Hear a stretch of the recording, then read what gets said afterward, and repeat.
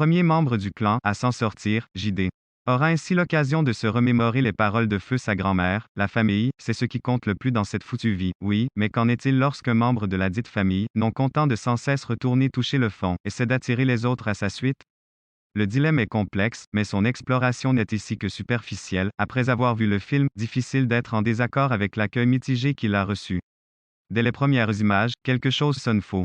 C'est là une vision esthétisante de la pauvreté par un réalisateur habitué de tenir la barre d'opulente superproduction, d'à l'inverse avec un film qui se veut, à message, une pseudo-réflexion sur la notion du rêve américain. On sent le réalisateur complètement dépassé. Quoi qu'il en soit, cette impression dès le départ d'une peinture de milieu factice ne se dissipera, et là, jamais tout à fait. La direction d'acteur n'arrange rien. L'habituellement excellente Amy Adams, qui joue la mère du protagoniste, fait son entrée en trombe, l'approche appuyée prévaudra.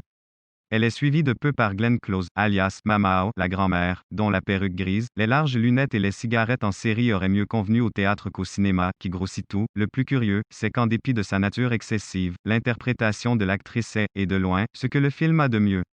Chaque fois qu'elle apparaît en matriarche dont le franc-parler est une arme de destruction massive ou une source de consolation immense, c'est selon Glenn Close éclipse quiconque partage l'écran avec elle.